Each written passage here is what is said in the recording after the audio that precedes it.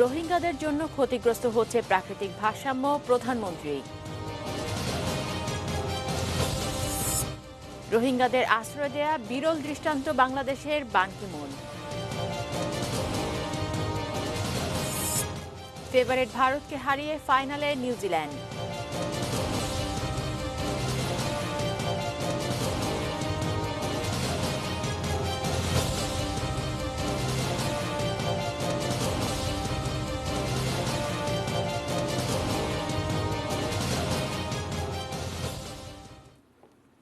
শুনছিলেন premier cement সংবাদ শিরোনাম। নিউজরুমের সাথে আছি আমি সাদিয়া আফরোজ। এবারে বিস্তারিত। জলবায়ু পরিবর্তনের প্রভাব মোকাবেলায় বাংলাদেশ যখন নানা কর্মসূচি গ্রহণ করেছে, তখন রোহিঙ্গাদের কারণে কক্সবাজারের প্রাকৃতিক ভারসাম্য মারাত্মক ক্ষতিগ্রস্ত হচ্ছে বলে মন্তব্য করেছেন প্রধানমন্ত্রী শেখ হাসিনা। তাই তাদের দ্রুত প্রত্যাবর্তনে বিশ্ব সম্প্রদায়ের সহযোগিতা চেয়েছেন তিনি। বুধবার সকালে Dhaka meeting of the global commission on adaptation উদ্বোধন করে কথা বলেন প্রধানমন্ত্রী। এই মুহূর্তে পৃথিবীর সবচেয়ে বড় হুমকির নাম যখন জলবায়ু পরিবর্তন, তখন বাংলাদেশের জন্য এই হুমকি আরো বড়। বলা হচ্ছে, যদি বর্তমান হারে তাপমাত্রা বাড়তে থাকে তাহলে সমুদ্রপৃষ্ঠের উচ্চতা বাড়ার কারণে বাংলাদেশের 19টি উপকূলীয় জেলা পানিতে ডুবে যাবে। পরিস্থিতি যখন এমন, তখন জলবায়ু পরিবর্তনের বিরূপ প্রভাব মোকাবেলার উপায় খুঁজে বের করতে বুধবার ঢাকায় সম্মেলন আয়োজন করেছে the global commission on adaptation নামের একটি আন্তর্জাতিক সংগঠন। পৃথিবীর বিভিন্ন দেশ ও সংগঠনের প্রতিনিধিদের অংশগ্রহণে এই সম্মেলন সকালে উদ্বোধন করলেন প্রধানমন্ত্রী Sheikh Hasina. The global commission on অ্যাডাপ্টেশনের চেয়ারম্যান জাতিসংঘের সাবেক মহাসচিব বান কি মুন। তিনি বলেছেন, জলবায়ু পরিবর্তনের প্রভাব মোকাবেলার প্রস্তুতিতে বাংলাদেশ সারা বিশ্বের উদাহরণ হতে পারে। Look at the statistics in 1970s when at least 300,000 or 500,000 people were killed by cyclones. Now you have been, with the very effective adaptation actions, you are now being able to save a lot of properties and most importantly, human lives. আর প্রধানমন্ত্রী শেখ হাসিনা জানালেন, জলবায়ু পরিবর্তনজনিত ক্ষতি মোকাবেলায় দীর্ঘমেয়াদী যেসব কর্মসূচি ধরে এগুচ্ছে বাংলাদেশ। আগামী 5 বছরে দেশে 22 ভাগ থেকে 24 ভাগ অঞ্চল আমরা বনায়ন সৃষ্টি করতে চাই, অর্থাৎ গ্রিন করতে চাই। উপকূলীয় অঞ্চলে আমরা গ্রিন বেল্ট তৈরি করতে চাই, কারণ এই গ্রিন বেল্ট উপকূলীয় অঞ্চলে করলে এটা জলোচ্ছ্বাস থেকে আমাদের এই অঞ্চলগুলি রক্ষা পেতে পারে। বাংলাদেশ অত্যন্ত সফলভাবে 6,01,700 হেক্টর এলাকার সুন্দরবন ম্যানগ্রোভ বনের ব্যবস্থাপনা করে যাচ্ছে এবং এটা সুরক্ষিত করা হচ্ছে। এ সময় রোহিঙ্গাদের প্রসঙ্গ টেনে তিনি বলেছেন, তাদের জন্য কক্সবাজারের বিশাল এলাকার প্রাকৃতিক ভারসাম্য নষ্ট হচ্ছে। সেখানে আমাদের অনেক গভীর যেসব পাহাড়ি এলাকা জঙ্গল ছিল সেগুলি কেটে জঙ্গল কেটে বসতি হচ্ছে এবং যার ফলে ওই সমস্ত এলাকা অনেকটা অনিরাপদ ও ঝুঁকিপূর্ণ হয়ে যাচ্ছে। কাজে কিন্তু আমরা মানবিক কারণে এই বাস্তুচ্যুত রোহিঙ্গাদের সেখানে আশ্রয় দিয়েছি। আমরা চাই যে যত দ্রুত তারা নিজের দেশে ফিরে যায়, বাংলাদেশের জন্য সেটা ততই মঙ্গল হবে। Rezwan Faiz, ATN news, Dhaka.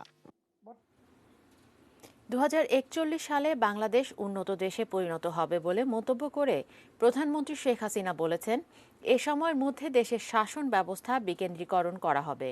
বুধবার স্পিকার ডক্টর শিরিন শারমিন চৌধুরীর সভাপতিত্বে জাতীয় সংসদের টেবিলে উত্থাপিত প্রশ্ন উত্তরে তিনি এসব কথা বলেন। শাসন ব্যবস্থার বিকেন্দ্রীকরণ প্রসঙ্গে প্রধানমন্ত্রী বলেন, সরকারি ব্যয়ের সিংহভাগ বাস্তবায়িত হবে স্থানীয় পর্যায়ে। এছাড়া প্রধানমন্ত্রী ফরিদপুরের সংরক্ষিত মহিলা আসনের এমপি রুমেশা বেগমের মৃত্যুতে সংসদে তোলা শোক প্রস্তাবের ওপর বক্তব্য রাখেন। এ সময় তিনি আওয়ামী রাজনীতিতে রামেশা বেগম ও তার পরিবারের অবদানের কথা স্মরণ করেন। একই সাথে তিনি শোক প্রকাশ এবং রুমেশা বেগমের আত্মার শান্তি কামনা করেন।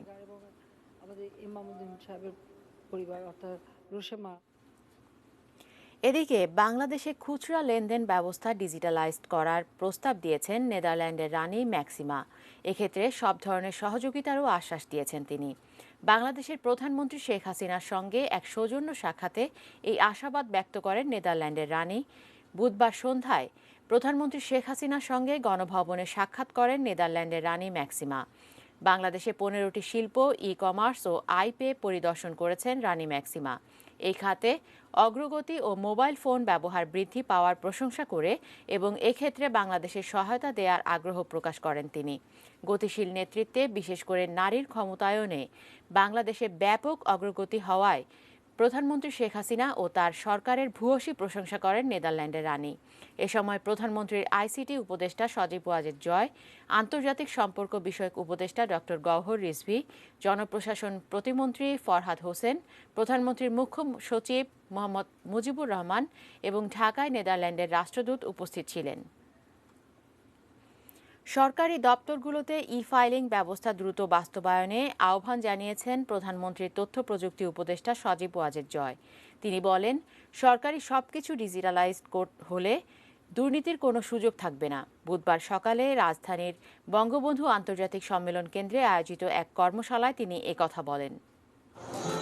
তথ্য প্রযুক্তি বিভাগের সহযোগিতায় সংসদ সদস্যদের ডিজিটাল বাংলাদেশের অগ্রগতি সম্পর্কে সার্বিক ধারণা দিতে এই কর্মশালার আয়োজন করে জাতীয় সংসদ।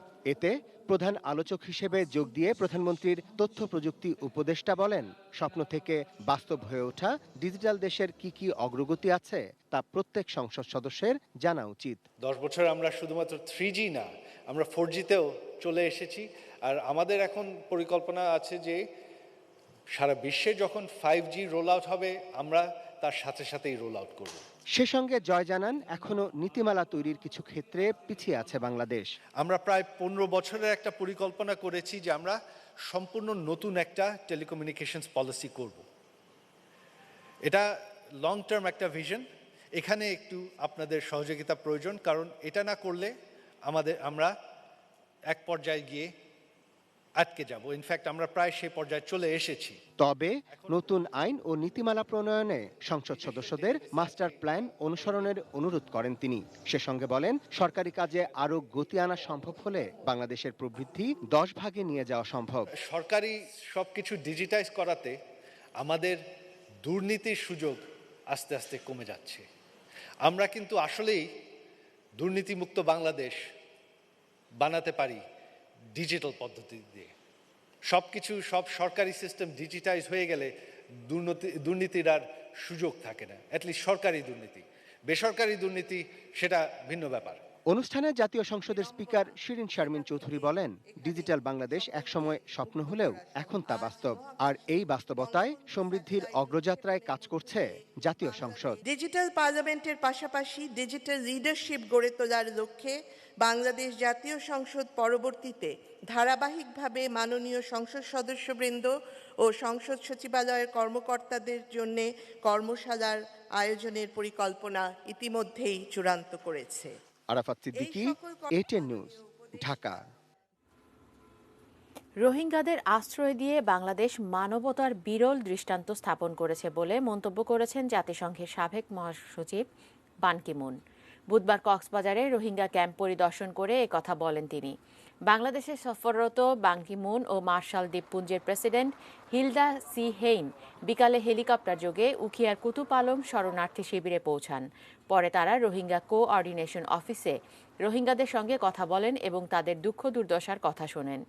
এ সময় বাংলাদেশের পররাষ্ট্রমন্ত্রী KM আব্দুল মোমেন, দুর্যোগ ব্যবস্থাপনা ও ত্রাণ সচিব মোহাম্মদ শাহ কামাল ও পদস্থ সরকারি কর্মকর্তারা উপস্থিত ছিলেন।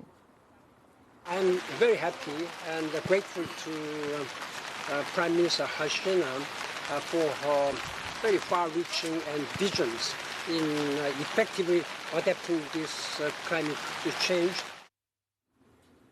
এদিকে বুধবার সকালে বাংলাদেশ সেনাবাহিনীর পৃষ্ঠপোষকতায় পরিচালিত কেন্দ্রীয় প্রয়াস বিশেষায়িত শিক্ষা প্রতিষ্ঠান পরিদর্শন করেছেন জাতিসংঘের সাবেক মহাসচিব বান কি মুনের স্ত্রী ইয়োসু তায়েক।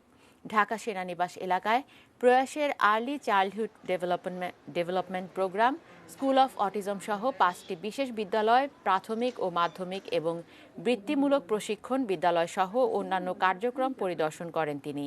প্রয়াসের সঙ্গে যুক্ত রয়েছেন প্রধানমন্ত্রী শেখ হাসিনার কন্যা সায়মা ওয়াজেদ। ইয়োসু তায়েক শিক্ষার্থী ও অভিভাবকদের সাথে কথা বলেন। শিশুদের সাংস্কৃতিক পরিবেশনা দেখেন। মঙ্গলবার ঢাকায় আসেন জাতিসংঘের সাবেক মহাসচিব বান কি মুন দম্পতি। ঢাকায় আয়োজিত গ্লোবাল কমিশন অন অ্যাডাপ্টেশন শীর্ষক সম্মেলনে যোগ দেবেন জাতিসংঘের ৮ম মহাসচিব বান কি মুন। ভূমধ্যসাগরে তিউনিসিয়া উপকূলে ডুবন্ত নৌকা থেকে ৩৭ বাংলাদেশি সহ ৭১ অভিবাসন প্রত্যাশীকে উদ্ধার করা হয়েছে। মঙ্গলবার তিউনিসিয়ার ন্যাশনাল গার্ড খবরটি নিশ্চিত করেছে। লিবিয়া থেকে ইতালি যাওয়ার পথে সোমবার রাতে ওই অভিবাসন প্রত্যাশীদের উদ্ধার করা হয়। লিবিয়ার জুয়ারা উপকূল থেকে রওনা দিয়ে তিউনিসিয়ার কেরকেন্না দ্বীপপুঞ্জের কাছে পৌঁছানোর পর নৌকাটিকে পানি ঢুকতে দেখা শুরু করে। অভিযান চালিয়ে ৭১ আরোহীকে তীরে ফিরিয়ে নিতে সক্ষম হন উদ্ধারকারীরা। এর মধ্যে ৩৭ বাংলাদেশি রয়েছে বলে তিউনিসিয়ার ন্যাশনাল গার্ডের এক মুখপাত্র জানান। তারা সবাই নিরাপদ ও ভালো আছেন।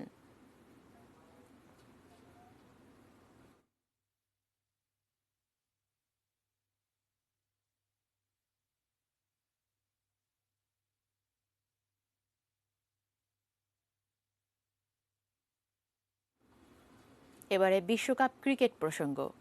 ভারতকে ১৮ রানে হারিয়ে টানা দ্বিতীয়বারের মতো বিশ্বকাপ ক্রিকেটের ফাইনালে পা রাখল নিউজিল্যান্ড। দুদিনের গড়ানো ম্যাচে নিউজিল্যান্ডের ২৪০ রানের মাঝারি মানের টার্গেট তাড়া করতে গিয়ে ২২১ রানে অল আউট হয়ে যায় ভারত। ম্যাচ সেরা হয়েছেন ম্যাট হেনরি। হতাশা, আফসোস আর ব্যর্থতার গ্লানি, আবারও আচ্ছন্ন ভারত। প্রত্যাশার চাপ সামলাতে না পেরে তাসের ঘরের মতো ভেঙে পড়েছে তাদের প্রতিরোধ। ফলে বৃথা কিন্তু তার রান আউটে ম্যাচ থেকে পুরোপুরি ছিটকে যায় সাবেক বিশ্ব চ্যাম্পিয়নরা। শেষ পর্যন্ত ২২১ রানে থামে ভারতীয়দের ইনিংস।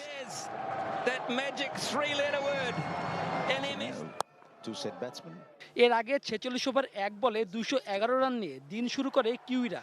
শেষ পর্যন্ত ৮ উইকেটে ২৩৯ রান সংগ্রহ করে। ভুবনেশ্বর কুমার নেন ৩ উইকেট।